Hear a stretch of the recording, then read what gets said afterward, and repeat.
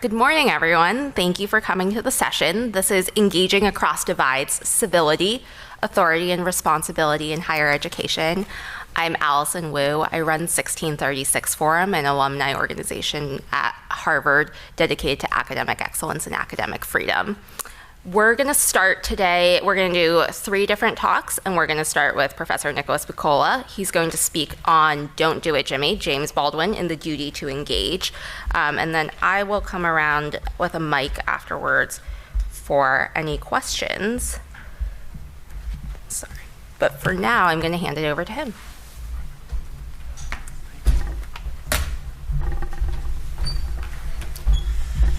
Thanks so much, Allison. Good morning, everybody. If you're on West Coast time like me, this is rough. But I gave up coffee like a month ago, which I feel really regretting right now. I'm excited to be here to think a little bit with you. Actually, I'm going to grab my timer here so I don't.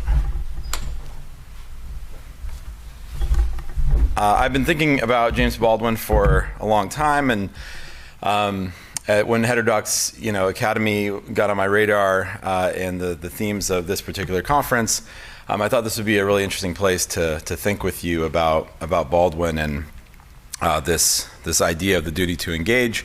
I altered my subtitle from what Allison described, using the themes of the conference, because I think this idea of truth, power, and responsibility, these ideas are really at the heart of this story. So what I'm going to do is I'm going to think with you about a particular episode from the life of James Baldwin, and I want us to reflect on what this episode might teach us about our responsibility to speak truth directly to the face of power. And so it's sort of a case study that's going to allow us to think about those issues. So my title comes from something that Norman Podhoretz, in the pictured in the middle here, a really cool looking Norman Podhoretz, something he said to James Baldwin. So Baldwin, for the uninitiated, leading writer of the era. This is the story I'm going to tell is from 1962, so it's sort of right as Baldwin's about to peak in literary fame in a lot of ways. His most famous book, The Fire Next Time, is about to come out just a couple months after the episode I'm going to describe. But Baldwin had written a couple of novels and had a couple of essay collections published. And I really like Malcolm X's short description of Baldwin. He called him the poet of the revolution. So this leading literary figure associated with the Civil Rights Revolution, among so many other things, and really fundamentally thought of himself as an artist. And so I'm going to think a little bit about Baldwin's conception of what the artist is and how that's related to this idea of the duty to engage across difference. But Baldwin, in sometime in late 1962, is invited onto the Open Mind television show, which kind of still exists as a thing, on NBC. It was on NBC at the time. And it was a show that had debuted, I think, in 1956. And it was a show where people would come on and argue about things.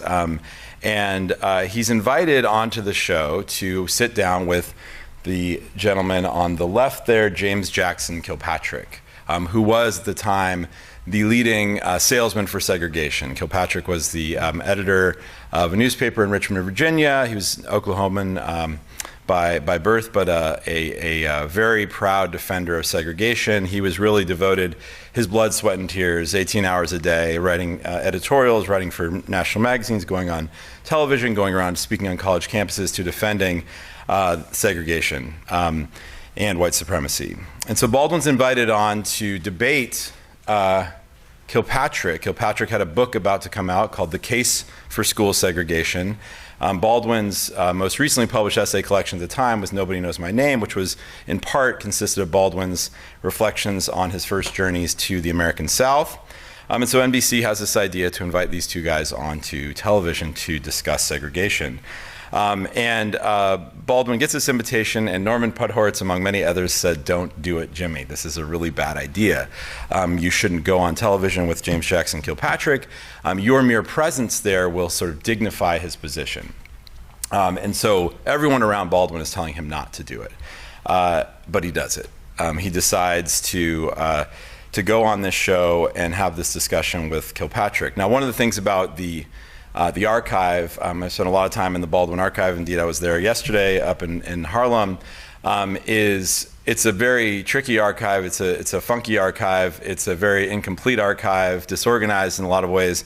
And so there's a lot of fragments there that are really interesting. And one of the weirdest things in the archive is a full transcript of this meeting with Kilpatrick. And it's really the only, there's like one other full transcript in this entire archive. So it's very odd that Baldwin had this and he kept this.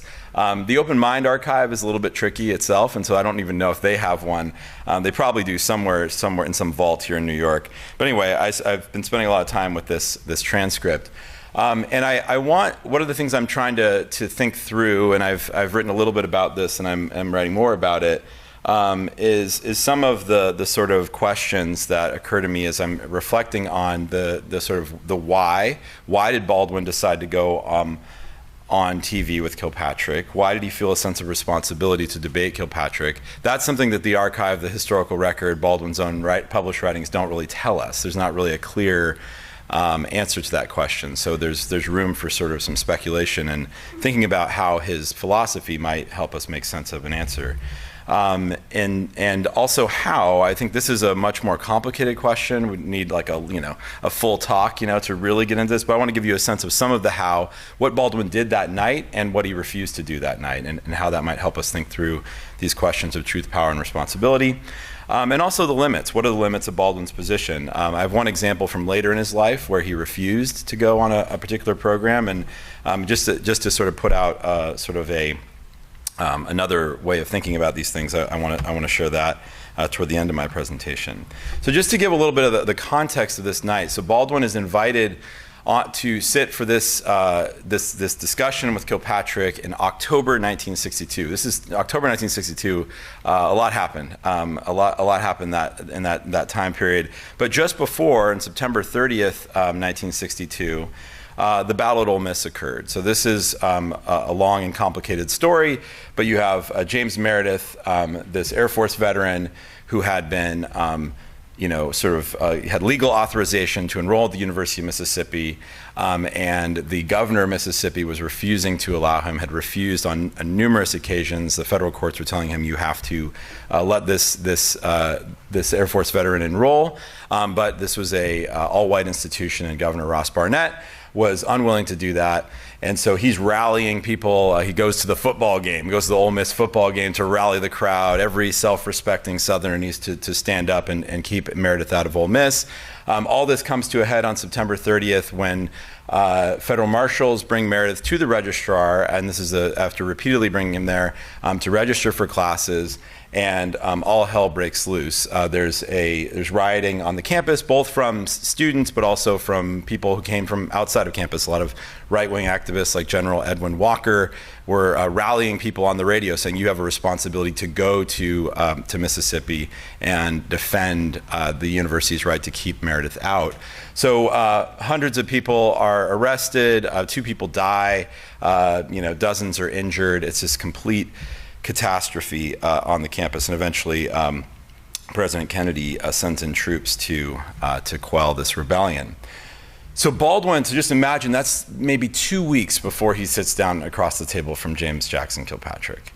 And one little bit I want to read to you is how Baldwin begins his engagement with Kilpatrick. So he sits down. He's welcomed to the show as a professor. I mean, professors, we have some skills, but this is a tough job. Eric Goldman, his professor, was playing the role of moderator that night. And so he welcomes Kilpatrick and Baldwin to the show and then invites Baldwin to speak first. And this is what he says to Kilpatrick. You may think that there's a distinction between a man who writes a book like your book and the people who castrate Negroes in the streets. But from my point of view, it is men like you who write those books who are responsible for those mobs. I accuse you not of betraying me, I accuse you of betraying the white people of the South. That's how Baldwin opens the show. And so it's pretty clear from the get-go, Baldwin came to slay. He's on national television with this guy, And so Kilpatrick has some sort of response like, I thought we were going to have a debate. But it really is an interesting conversation. I hope, to get the transcript needs to get out, to the general public. I think it'd be really interesting for scholars to study. But what Baldwin does is he does really put Kilpatrick on the spot, and from there he does engage in a real debate, and he kind of plays the role of a sort of cross-examining attorney. He sort of asks Kilpatrick to define his terms and to defend his position. And that sort of has a lot of layers to it, and I just want to highlight a couple for the purposes of our conversation. Kilpatrick defends segregation. The sort of core of his case is he says, we the white people, are the creators of quote-unquote Western civilization, and those best positioned to conserve it. And so he has, in his case, an explicit case for white supremacy. He says that there's a kind of both an innate superiority and a sort of environmental conditions have led to a kind of superiority from his point of view of white people, and that entitles them to the power that they have in the society.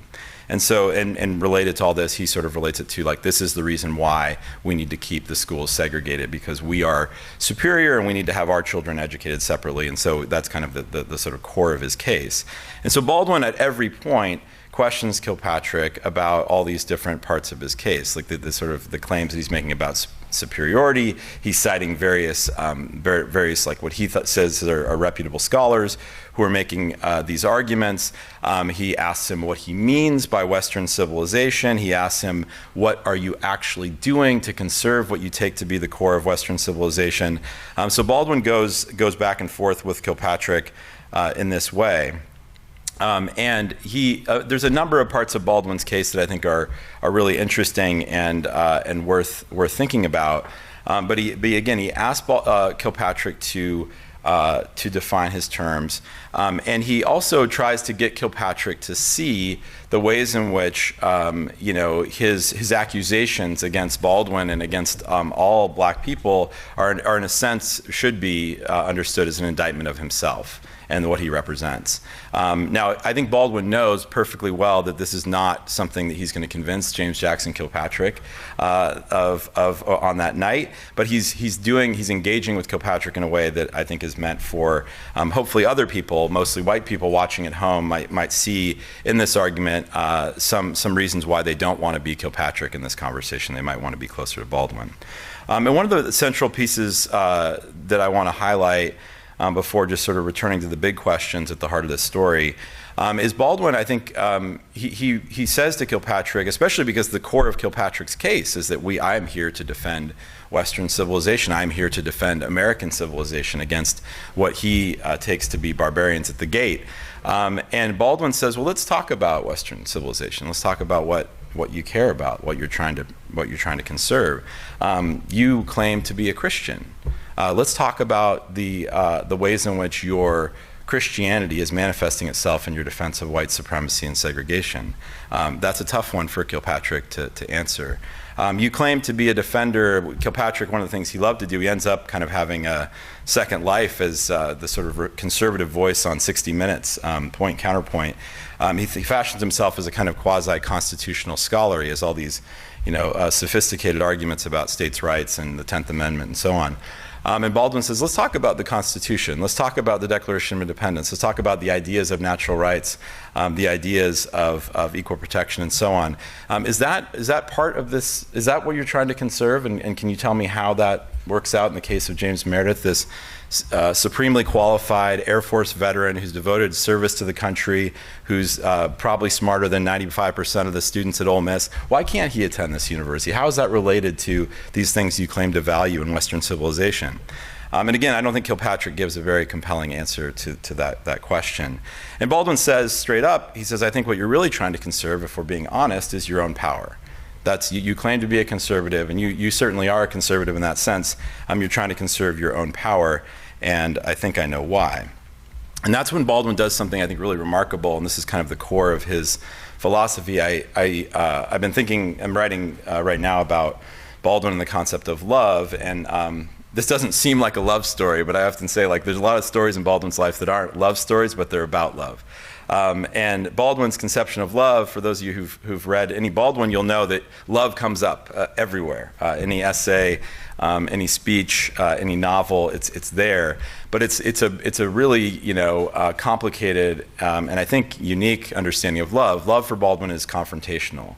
I mean, one of the most famous lines, just a couple years before the Kilpatrick encounter, he's on a college campus at Kalamazoo College speaking to students, and he says, love is a battle, love is a war, love is a growing up. And this idea of confrontation is central to Baldwin's conception of love, because really, and this is related to his idea of what art is, he describes art as the process, the creative process for Baldwin is attempting through our creativity to create new consciousness in ourselves and in others. And so he says we do that through confrontation. We have to do that through confrontation. It's a confrontation that is wedded, though, in Baldwin's mind, to a kind of radical empathy. Baldwin has an amazing amount of empathy. He really tries, when he goes down to the South, to understand who these people he's talking to. And he's talking to a white principal at a previously all-white school who now has a black student that is in his charge. What is that like? What does the world look like through his eyes? And so Baldwin, even with Kilpatrick, has this kind of radical empathy. And he says, and again, this is not meant for Kilpatrick's salvation, but perhaps for the rest of us, he says, I have a theory about what you're so afraid of. And he says that, Mr. Kilpatrick, for my whole life, I've had to watch you very, very, very closely in order to survive. And you've scarcely even noticed that I'm here. He says, for hundreds of years, we've been serving your brandy, we've been doing your laundry, and we know when your drawers aren't clean. He says, I think what's so scary about black liberation is that we are going to be free to tell the story of what we've seen.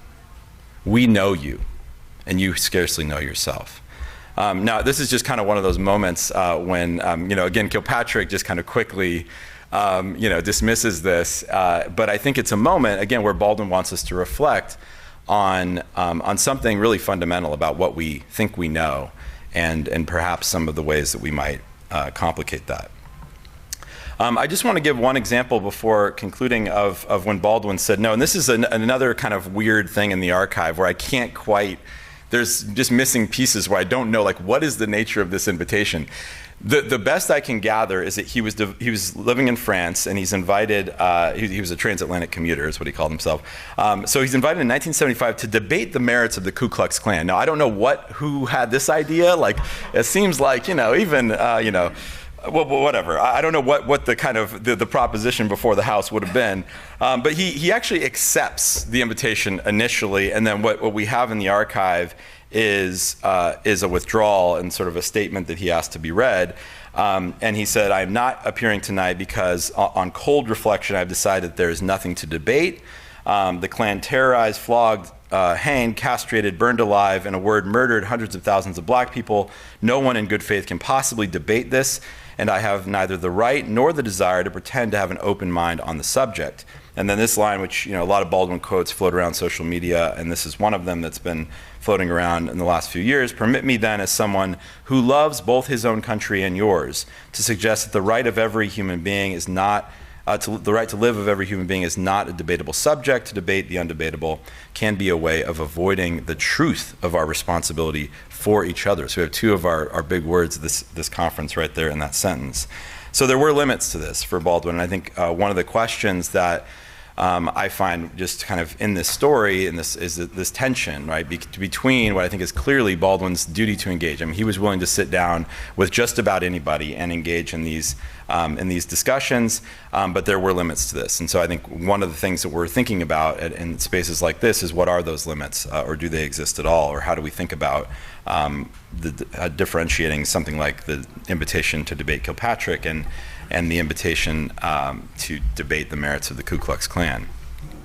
So my sort of way to leave this is, I love this line from Baldwin. One of my favorite Baldwin essays. It's a really short, powerful essay. It's a great thing to share with students, to show them how you can do a lot with just a few words. It's called The Creative Process, published also in 1962. And he's sort of thinking about what it means to be an artist, and what it means to sort of do this thing of creating consciousness in other people. And in that essay, he says that the role of the artist is, one of the roles of the artist is to drive to the heart of every answer, to expose the question that it hides. I like this idea. Cornel West calls Baldwin the Black American Socrates. He's a very Socratic figure, and he wants to just complicate the story and always look for those questions that are hiding. And so some of the questions that I have for us to think about is what questions hide at the heart of the answers we give at the intersection of truth, power, and responsibility. So we're hearing lots of different things this time together we have at this conference, and so Baldwin would always ask us to dig beneath the surface of the things we're thinking about and see what questions lurk in the shadows. Even if there is a responsibility to speak truth to power, are we confident that the truth will set us free? That's, I think, a question that we're all grappling with in different ways. And just what do we mean by freedom? Freedom is an essentially contested concept. Different people mean different things by it. And so even if we follow Baldwin's advice of speaking truth in the face of power, can we really be confident that that will set us free? I mean, Baldwin has this, what I view as a triumph that night in taking on Kilpatrick in these really interesting and compelling ways. But what effect did it really have? I mean, that's kind of a question that haunts me when I reflect on it. I mean, did it actually move people? And if not, what does that mean for our sort of devotion to these ideas? So those are some of the questions that are still on my mind. Thank you so much for your attention. I appreciate it. So next up, we have Professor Marie NEWHOUSE from the University of Surrey, who's going to speak about civil discourse, judgment, and institutional authority. Okay, so I think probably few people that are involved in the university communities, and really few people in the country, would deny that we're currently facing a crisis in civil discourse. It seems like we're facing some deep disagreement about what the parameters or sort of basic ground rules of engaging with each other about important issues ought to be. And because of our disagreement about what those ground rules ought to be, often we fall out of dialogue with people with whom we have deep disagreements because people feel disrespected in one way or another, and so the discussion, the debate falls apart. So I think that this is a challenge that's happening at a couple of levels, right? I think this is a challenge that's happening in the country, but it's also a challenge specifically that's happening within university communities. So I'm going to talk a little bit about both of those levels, but my primary focus today is about the university communities and how we think about civil discourse there. So, of course, there's a fundamental tension in the idea of civil discourse, and I think that challenge actually is a significant challenge underlying efforts to resolve these issues, because civility, by definition, is a constraint on how we communicate with each other. And because it is a constraint, it is in some tension, right, with the second half of the phrase discourse. And so if you have overly demanding standards of civility, you can wind up shutting down valuable discourse. On the other hand, if you have no constraints at all on civility, perhaps everyone's talking at once, and dialogue just falls apart. So we're trying to, in a way, right, find the Aristotelian mean. I have recently discovered and am engaging with a really wonderful piece of intellectual history by a legal theorist and intellectual historian named Teresa Bejan. She is based at Oxford, and she has a wonderful book I encourage you to check out called Mere Civility. So in that book, she traces the intellectual development of three thinkers in the 18th century, specifically in terms of their competing conceptions of civility. And she juxtaposes those. And I think that it winds up being a very, very useful framework or model for thinking about competing notions of civility and which notion of civility is going to wind up being the right one for mediating between the pressures that we're experiencing within university communities. So the three thinkers that she focused on were Thomas Hobbes, John Locke, and a much less famous person named Roger Williams, who was a Puritan theologian and missionary, and he was governor of a settlement colony in Rhode Island prior to the American Revolution. So she basically related these three thinkers and their notions of civility to three basic features of society that they were trying to use their notion of civility to mediate between, is the best way of saying that. And those features of society were diversity, discourse, and stability or cohesion. Okay, so in response, they basically wound up with 3 civilities. And so, most of these guys felt that diversity was just a kind of fact of life. They took that as a given rather than a desideratum in their societies. We have this much disagreement, how are we going to deal with that? And then the question was, how do we manage our social discourse about our social arrangements in a way, right, that doesn't tragically or fatally threaten the stability of society, or for those who are more aspirational, perhaps promotes a higher level, more aspirational level of social cohesion. Now, Hobbes is famously concerned very much with stability and the ability of societies to fall completely apart. He thought they were potentially fragile. And so his conception of civility, Teresa Bejan labeled civil silence. Essentially, he thought that there were certain subjects because of our diversity, we had deep disagreements about, that we just needed to not talk about. So we wall off those subjects, we don't discuss those, and that is how we maintain social stability. So he sacrificed essentially discourse in order to achieve stability. That's a big contrast with the Lockean model. So for Locke, the goal was to achieve a state of Concordia, which was a relatively high aspirational level of social cohesion. Well, where despite sort of mid-level differences of opinion, we were all supposed to get on board with some fundamental values and fundamental mutual respect for each other as human beings. And so in order to achieve that, he wanted to insist on relatively high standards for how we spoke to each other and how open and sincere our hearts needed to be, and the kind of respect we had to strive to truly hold for each other. And so this is, what Bejan has styled civil charity. Now, that sounds really good, but the dark side of civil charity was that, Locke decided there were certain people, like atheists and Catholics, who just couldn't do this. And so this wound up being in some tension with the diversity of society. Basically, in order to have this kind of aspirational dialogue and social cohesion, you wind up needing to leave people out of the discourse.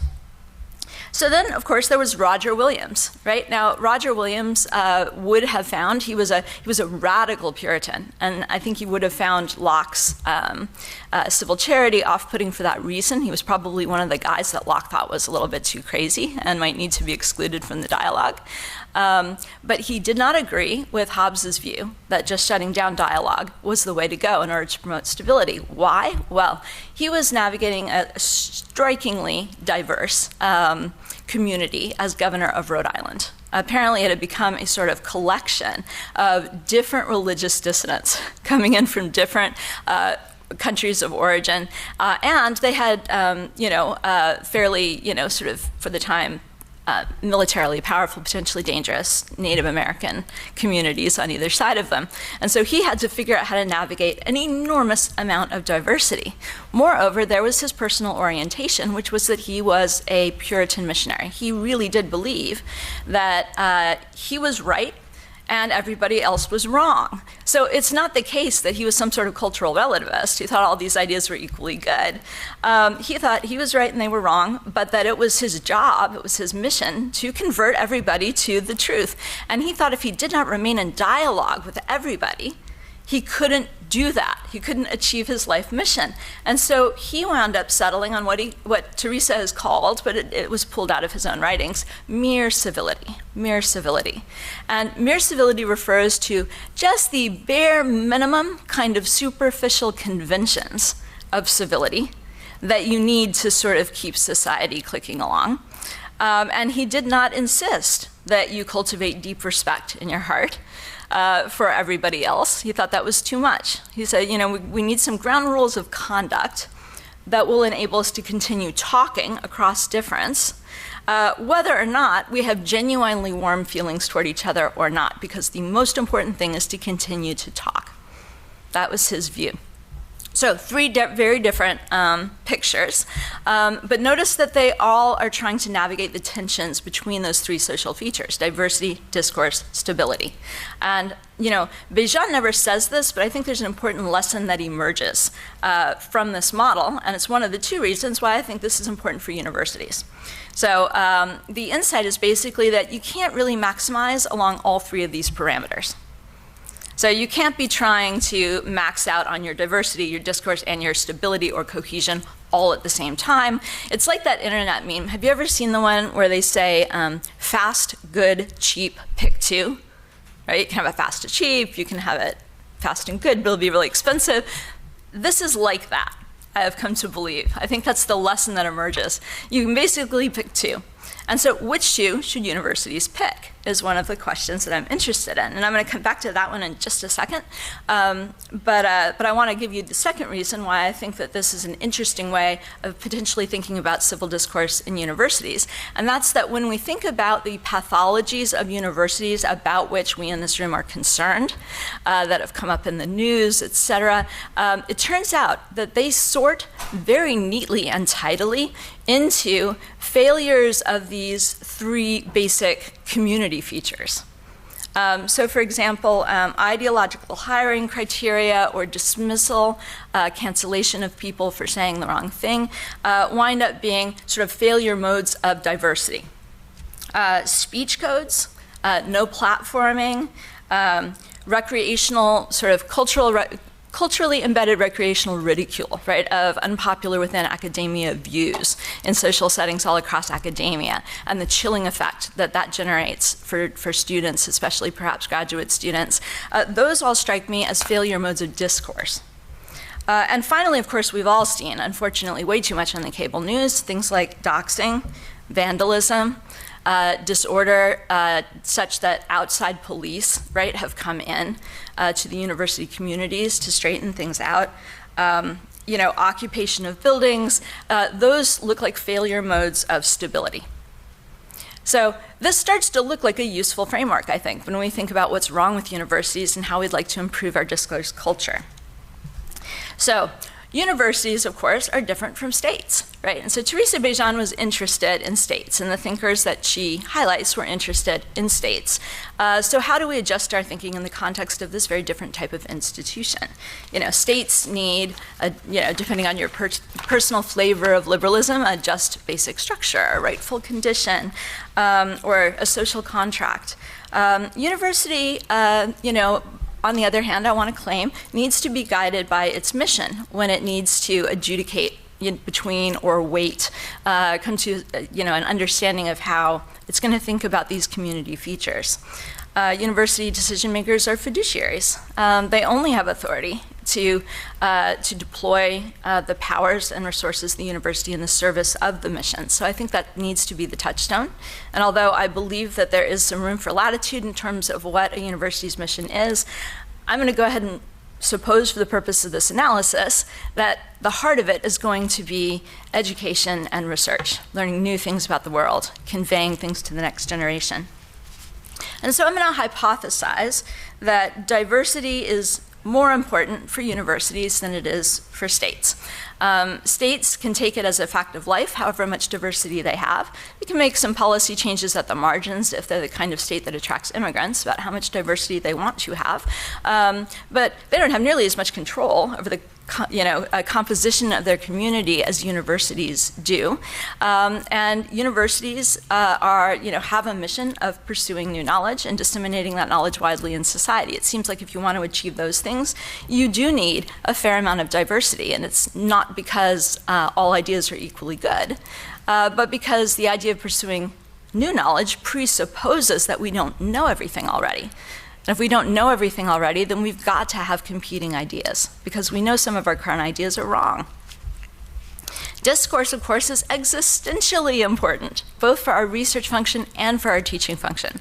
So it seems like that has to be a parameter that we're really trying to maximize inside the university community if we're serious about our mission. On the other hand, I want to say that stability is less important for universities than it is for states. And maybe that's a hard thing to claim at a time when disorder in the universities has been, I think personally traumatic for many of us. But it's less important than state failure. So the worst thing that could possibly happen if an institution becomes fatally unstable, like a university, is it could potentially break up. And as tragic as that would be, it would not be as tragic as the breakup of a state.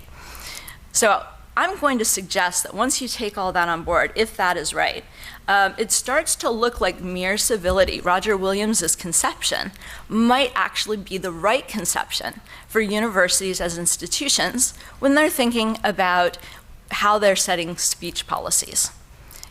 So perhaps our speech policy should not be that demanding in terms of civility norms in order to attempt to max out things like cohesion. Instead, perhaps we ought to set manageable standards, understand that everyone's not going to like each other all the time, but that we are doing this in the service of maintaining the diversity and discourse that are at the heart of the university mission. Now, so that's my pitch. And I understand that that is going to strike some people as very, very counterintuitive because that is not the way universities have been adjudicating between these things. Universities have gotten very, very on board, in my opinion, in the last couple of decades at least, with maxing out on cohesion. Community cohesion. And you can see this when you look at the advertising materials of universities when they try to attract students.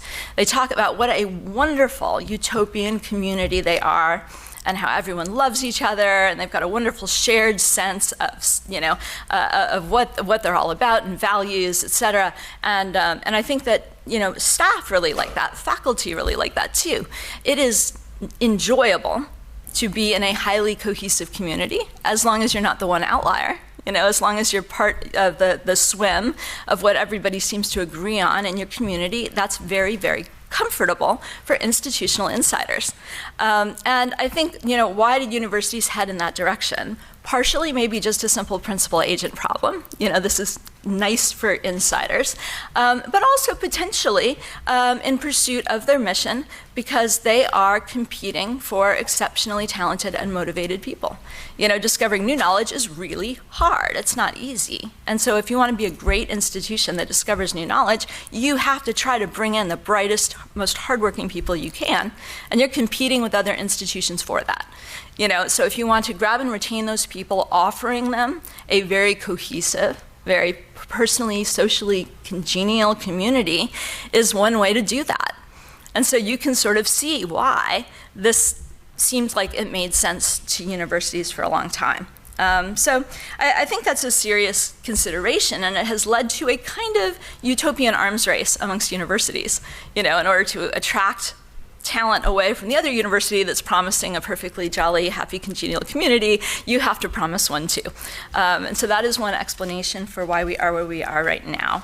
But I worry that in our striving for Lockean civil charity, which is that sort of utopian idea, Concordia, we have wound up, in fact, with civil silence, Hobbesian civil silence, that in an effort to generate the appearance deep agreement and mutual respect, we have just turned certain subjects into no-go zones on university campuses.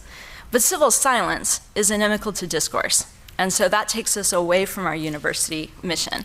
I think by prioritizing cohesion over diversity and dialogue, we have fallen away, perhaps unintentionally, in fact, almost certainly unintentionally, from our institutional missions. So I think arguably what we've seen on campus, in the last 2 years is a reaction to a buildup of tension associated with that civil silence on campus. And I think universities are by no means alone in this. I think a lot of other elite institutions, from law firms to tech firms, have also kind of moved very far in the direction of prioritizing community cohesion with ultimately mixed results. So in that sense, we're part of a wider institutional trend in our society. The purpose of my project is to explore ways to address this crisis at the level of universities. And I'm not done yet, so I'm really looking forward to the questions and feedback that you have that will help me further clarify my own thinking. Thank you.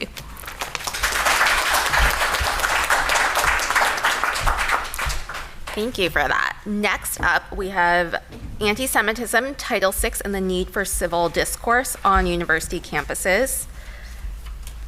Professor SONJA Wentling, who's the Dean of Arts and Sciences at Concordia College, is going to present on this. Thank you very much. Good morning, everyone.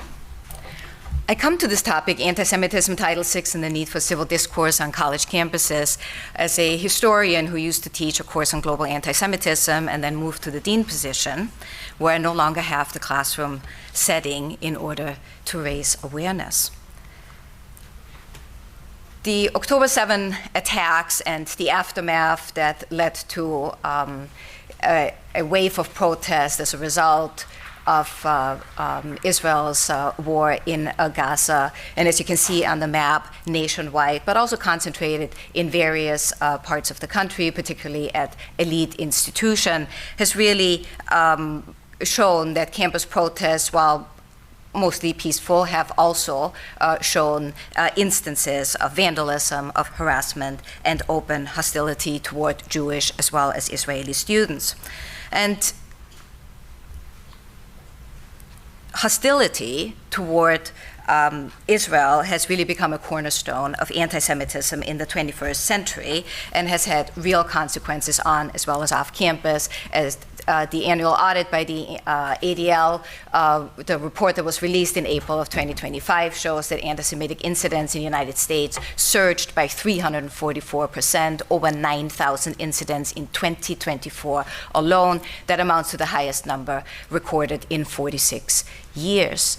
And we also, in just the last few weeks, some very disturbing incidents of two Israeli embassy staffers that were killed in a shooting near D.C., near the Jewish Museum in Washington, D.C., and then also the incidents in Boulder, Colorado. And Carrie Nelson, the former president of the AAUP and emeritus professor at the University of Illinois, Urbana-Champaign, said in a recent op-ed in the Times of Israel, quote, "When self-righteous calls for violence against Jews or Israelis echo from campus to campus and city to city, some will heed the message," unquote.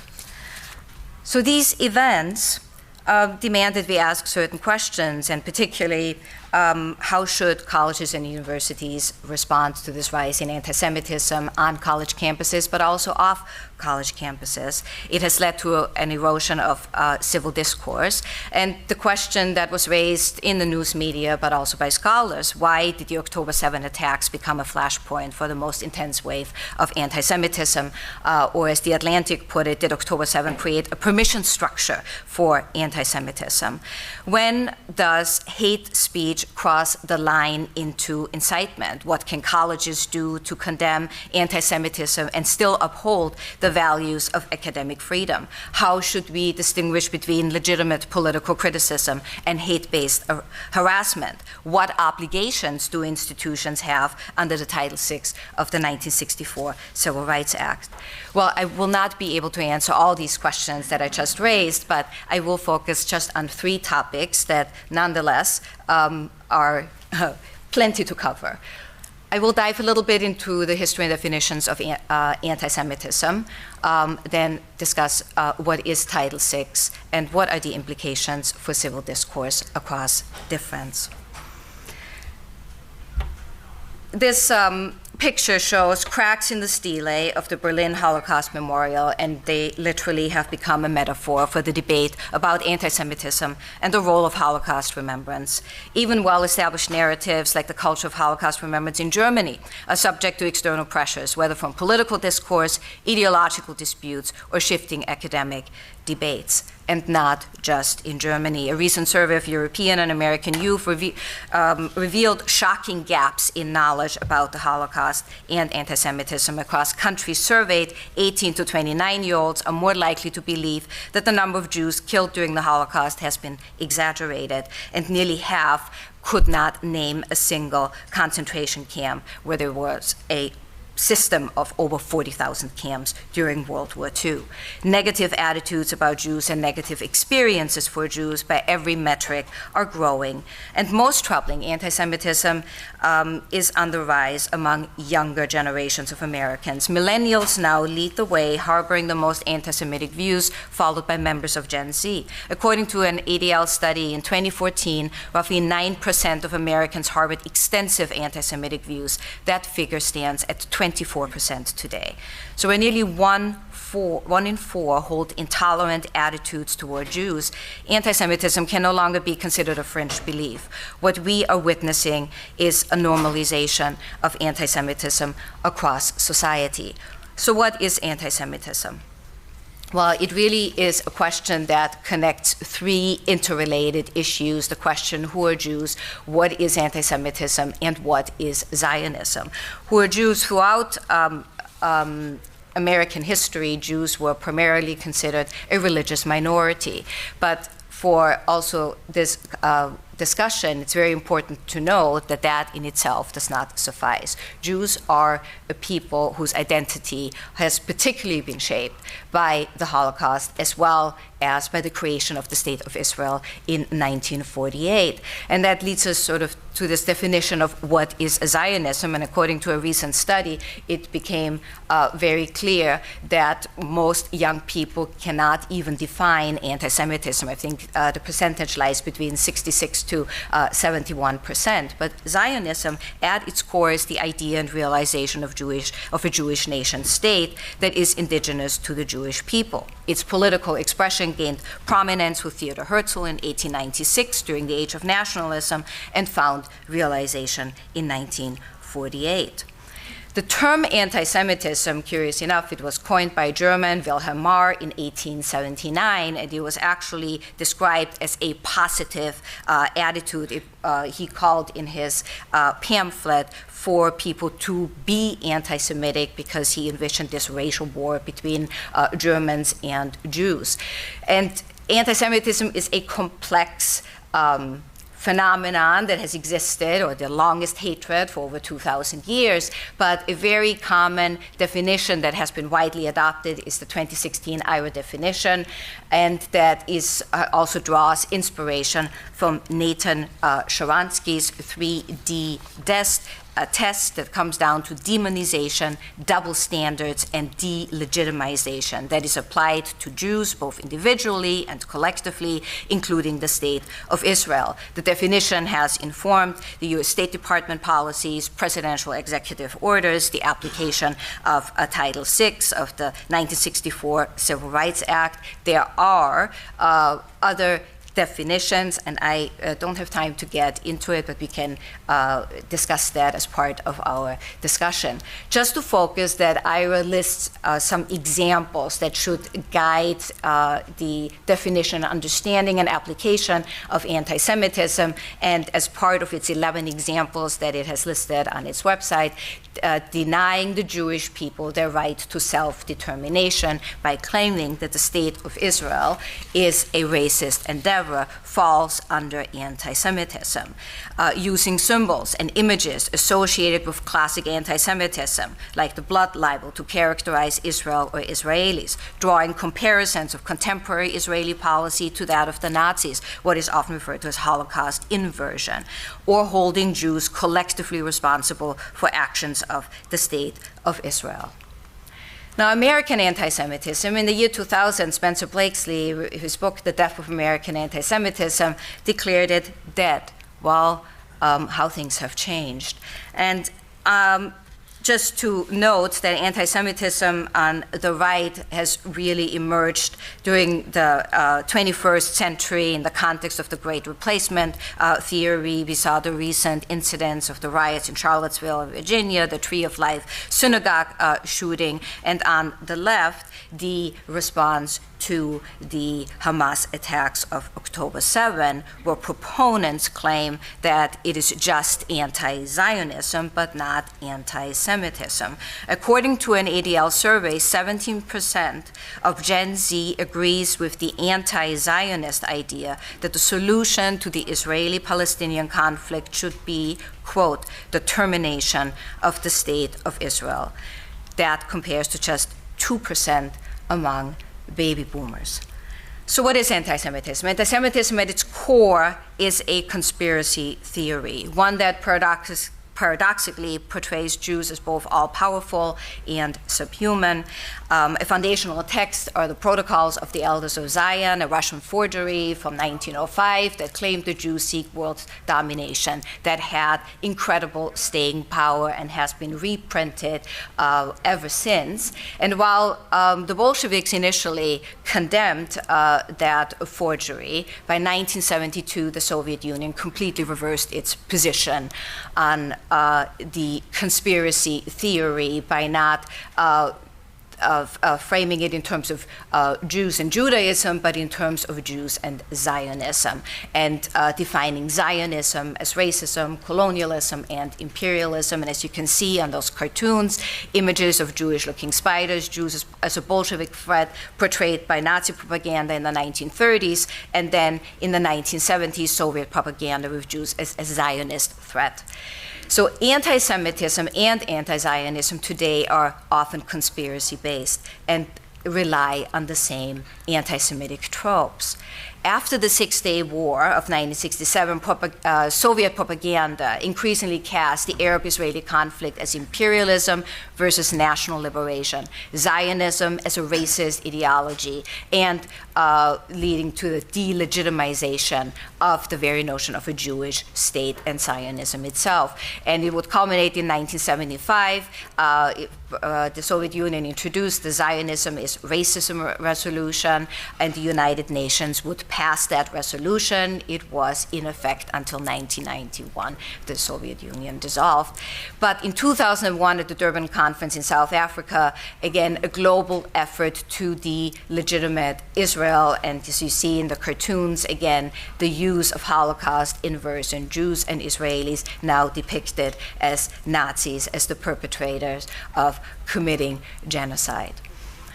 Dara Horn, famous for her book, People Love Dead Jews, published in 2021, raised an interesting question in the Atlantic. Why are the most educated people in America falling for anti-Semitic lies?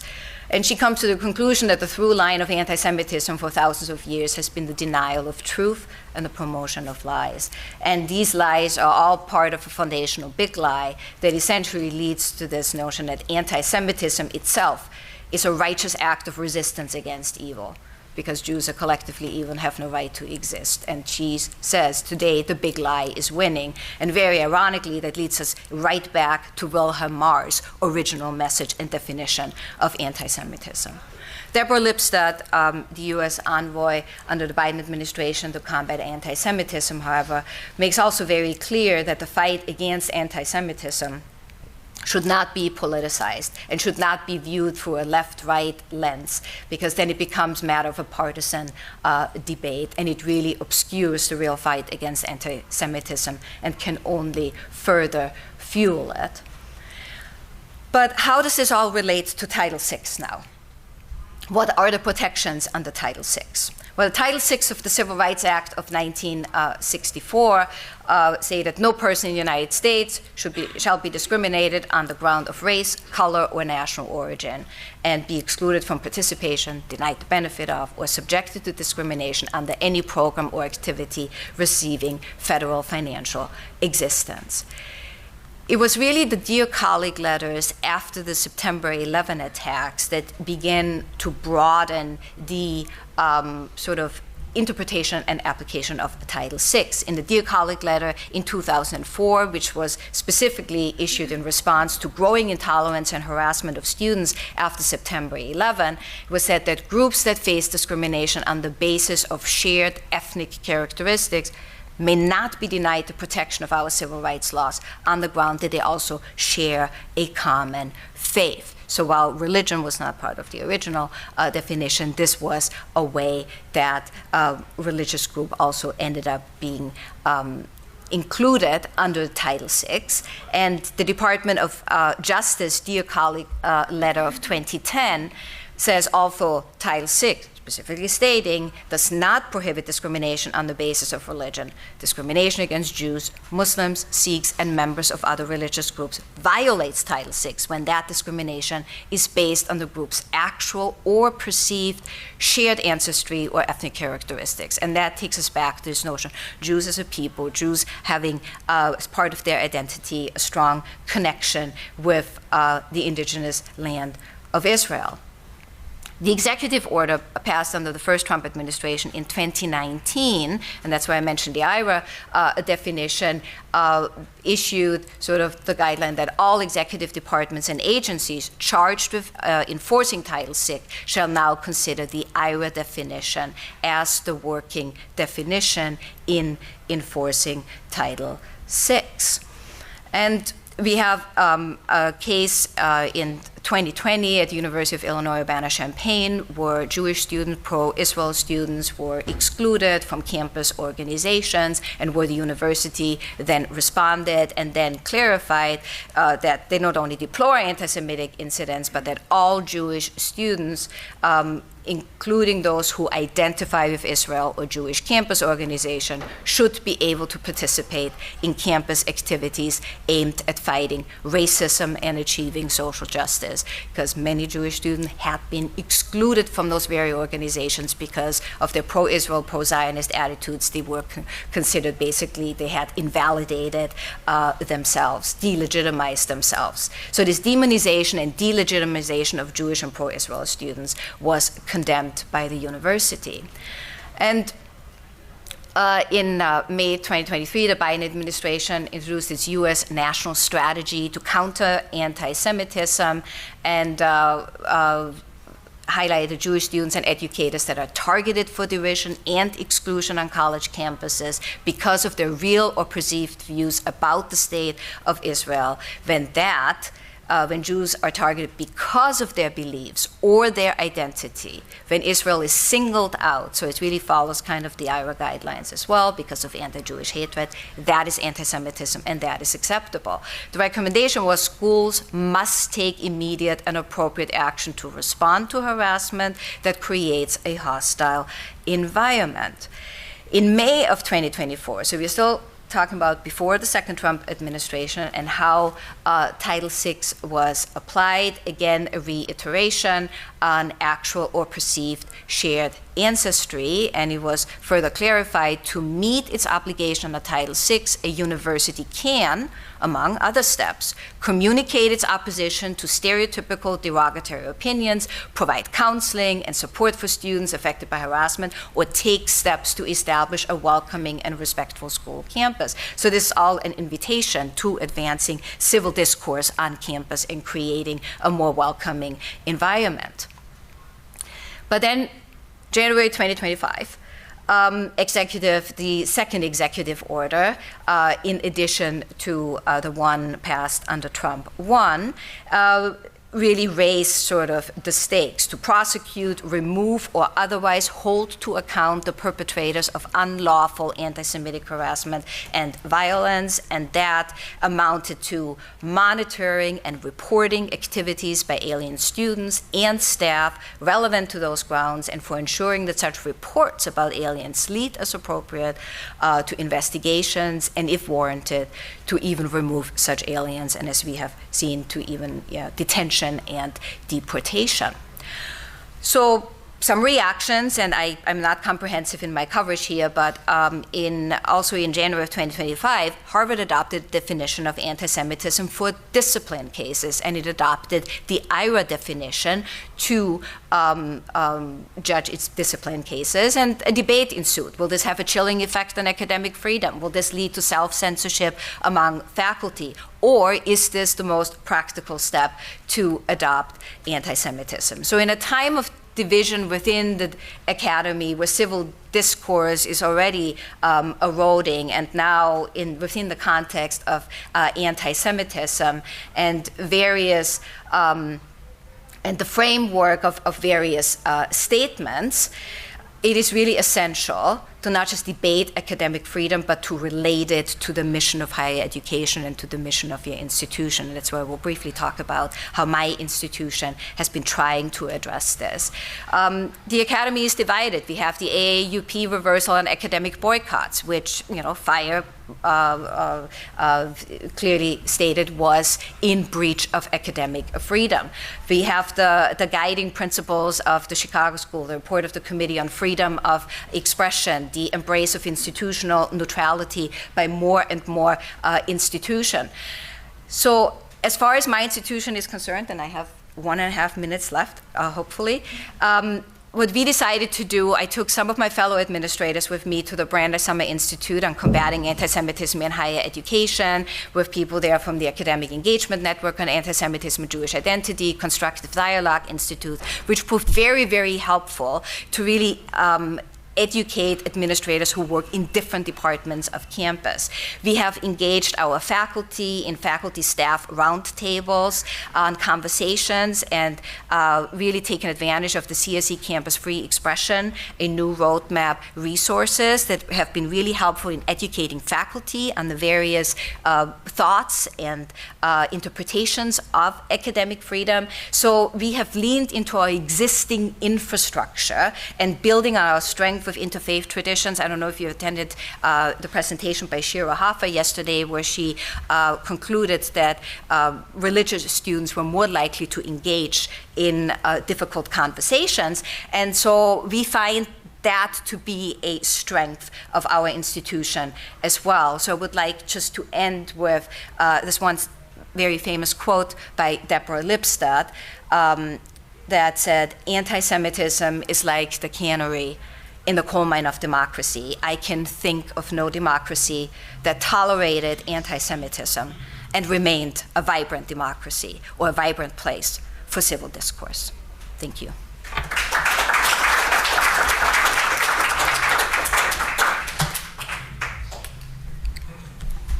Okay, great. Still don't know if this is fully working. Great. Okay, just raise your hand and I'll come around to you with the mic. Can you just say name and where you're from? Sure. My name's Katherine Johnson. I'm from the University of Wyoming. I have a question for Nicholas. Thank you so much for your presentation on Baldwin. I think he's so wise and wonderful and love learning more about him.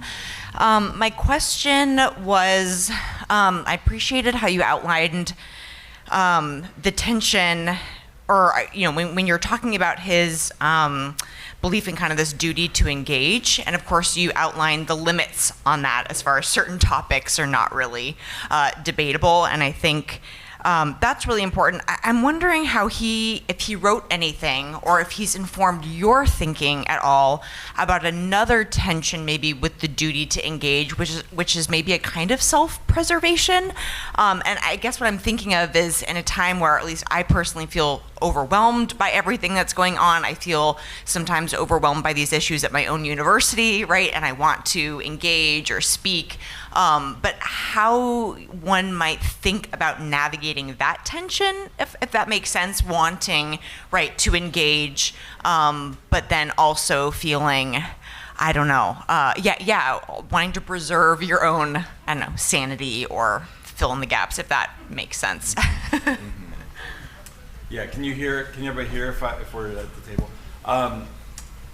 Yeah, that's a great question. And I think, Baldwin, I mean, in some sense, I can't think of like specific pieces except for everything you wrote, in a sense, because, because he part of his thing was like he had to escape, right? So if you read something like The New Lost Generation or The Price of the Ticket, the essay, I think he gets into some of the reasons why he had to leave the United States, right? In 1948, he leaves, and he says, I had to leave in order to survive. So it's so I think there's a kind of, he does provide a sort of one answer, but I don't know if it's the right answer, of feeling like he could go in, to battle, and then he had to get out in order to survive. And part of that was, he often explained it in terms of his sense of his obligations as an artist, that he needed to sort of like step away in order to reflect and actually be able to engage in a different way.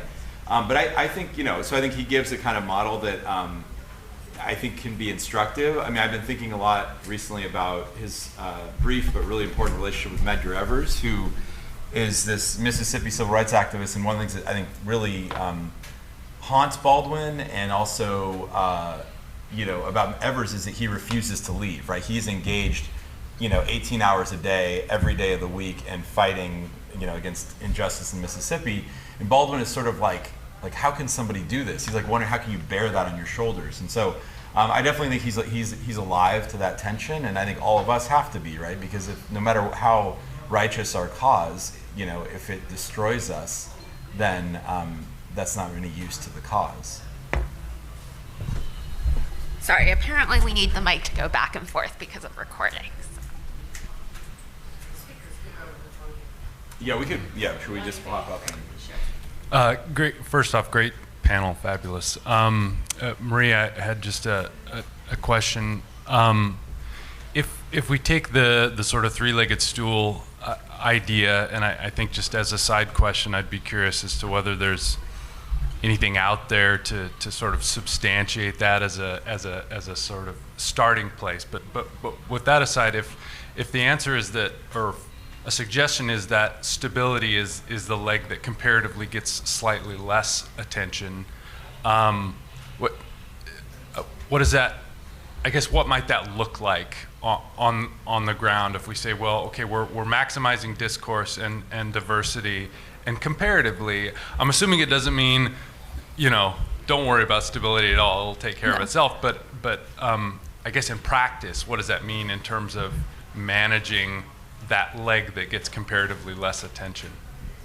Okay, thank you. Those are interesting questions. In terms of substantiating this idea that these are the key community features between which civility mediates, which is the claim, diversity, discourse, and stability, I'm basically drawing on the writings of these three 18th century thinkers, sort of as beautifully illuminated by Teresa Bejan's historical work, that they're perceiving civility to they're constantly relating civility to these properties. And so that's part of why I think that they are key here, touch points. The other reason is because of the symptoms of failures of civil discourse that we see on campus now, the kinds of range of complaints that people are currently making about universities, that we're hoping that civil discourse initiatives will solve, right? When I take a list of those, I find that it is extremely easy to allocate them as failure modes, to understand them as failure modes of those three key community features. And so when I was sort of doing that in the middle of the speech, that was an effort to substantiate the utility of this three-legged stool as sort of modeling the challenge that universities are facing here. In terms of what it looks like on the ground, I think that's a really good question, and it's a reasonable challenge for me in light of the fact that actually stability has been one of the university's biggest problems in the last couple of years. I think we rocked along for quite a while, where universities were at least in principle attaining high levels of social cohesion, which is the more aspirational kind of top of stability. And then we've had this sort of astounding collapse since October 7th. We've had an astounding collapse of stability on campus. What has happened? But I think that actually that's perhaps what we should expect if we're trying to max out on all three of these things at once. I think that was unrealistic. And it led to Hobbesian civil silence, where we had speech no-go zones for a long time. And so that created a sort of pressure cooker situation on campus, and ultimately that pressure cooker exploded. This also for Marie, although it really connects the three. So I think of civility as communicating the idea that your interlocutor belongs in the conversation. And there are some interlocutors that don't belong in the conversation. And so Holocaust denial would be a kind of paradigmatic example of all of this, that there seems to be an obligation to withhold civility from people who are trying to normalize something that we want to establish as not being appropriately normalized in the community. And some of this, I think, goes to strategic considerations as well, because Baldwin in 1962 is facing a different situation than Baldwin in 1975 in terms of there's certain things you can't deny sort of sociological legitimacy to because they're there. And you've got to deal with them. At a certain point, maybe you don't have to deal with them. You want to keep them from being resurrected by giving them the kind of dignity that they would have if you engaged with them in civil ways. So I wonder, how you would react to that. Yeah, good. So in terms of this parameter, this idea that there are things that belong in the conversation and things that do not belong in the conversation, I think which institution we're talking about, we may have quite different criteria for deciding what belongs in the conversation. For example, I think one of the sources of tension we have at the level of the country right now, the United States, is that there are people who think that sort of unreasonable views, hateful views, damaging views don't belong in the conversation. And I think that that is what you will think if you have this very kind of aspirational Lockean idea of civility, where the goal is to achieve Concordia, that those don't belong. On the other hand, if you're a guy like Roger Williams, then you say, hey, all the loony ideas belong in the conversation because the conversation is the alternative to violence. Either we talk about these things or we fight about these things. And so if you take that view, that politics is how we sort out the most dramatic and seemingly unbridgeable divides in our society without resorting to violence, then you're going to wind up having a much lower bar and a much more inclusive standard for what belongs in the conversation. So if you've got a loony, hateful group of people, there are substantial numbers of them, and they could potentially become violent. Roger Williams would suggest that you probably want to try to talk to those people, but you can't respect them. And that's why he came up with this notion of mere civility. Sometimes we have to talk to people we don't respect, and that's a hard fact of politics. Now, universities are a different situation. These aren't, we're not worried, we don't have the same kind of existential level concerns at universities. And so what belongs in the conversation at universities, I think, is going to wind up depending on more specific contexts. Just like conversations about math don't belong in the history class, conversations about the war in the Middle East probably don't belong, in the middle of, a conference event about evolutionary biology, et cetera. And so the rules that we have for our different fora at the university are going to wind up, having to do with how they fit into the overall mission of the university and its needs.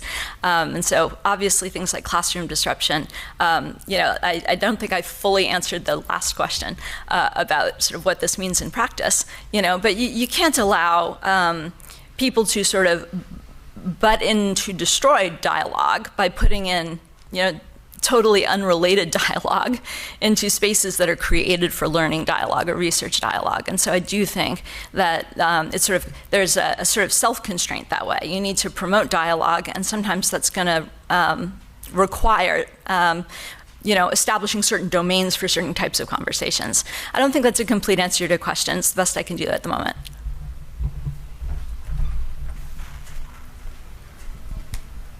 I'm sorry, Maria, I'm going to ask you one more time to get up to the podium. My name is Ahmed Siddiqui. I think this is related to what you were just saying, which is why I wanted to get this in here now. I was wondering if we adopt the model of mere civility for colleges or universities, does that still require agreement, maybe even quite robust agreement about what the purpose of a college or university is? The way you mentioned, one possibility you mentioned was the production of new knowledge via research.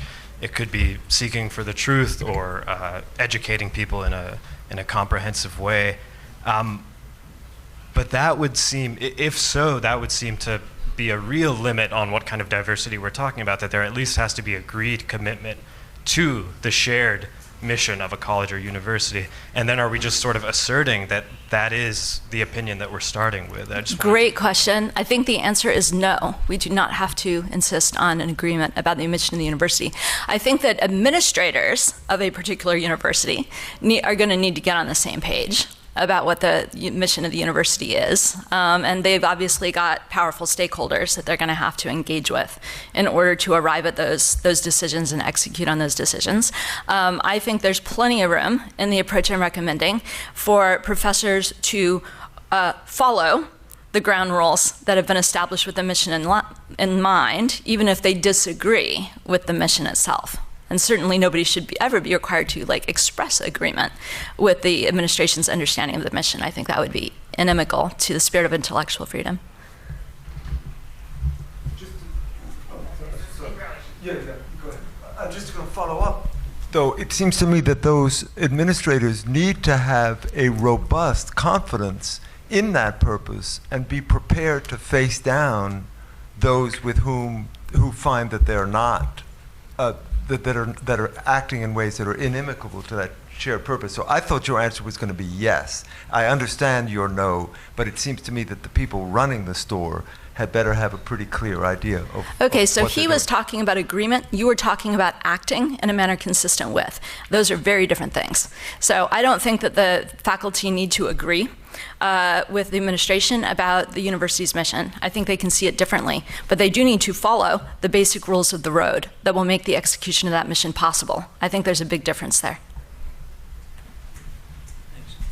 I wanted to give somebody else a chance, and well, that's interesting discussion.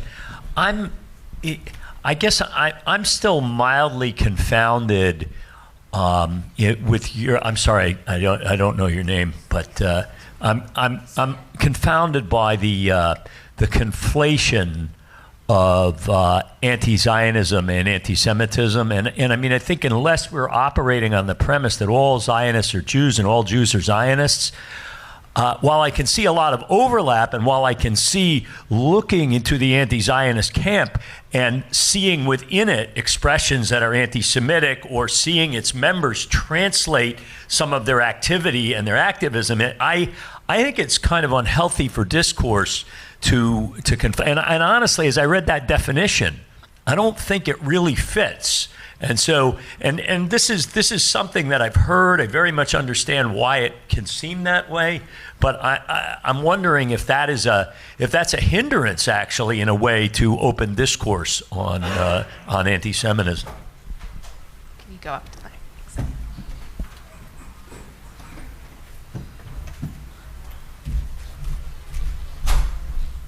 I think it's a great opportunity to open discourse on anti-Semitism, because as soon as you have a definition, you have an opportunity to discuss it, right? And I think the IRA definition has, been supported by some and really criticized by others. There are other definitions, and when I, discuss it with students, to look at the Jerusalem Declaration and compare it to the IRA definition and why and what the reasoning is. I think the problem is what makes it so, I think, difficult is that oftentimes students don't really understand what Zionism is. And so as a result, they don't know what anti-Zionism is. So I don't think that a definition necessarily shuts down conversation. I think it invites opportunity for discussion.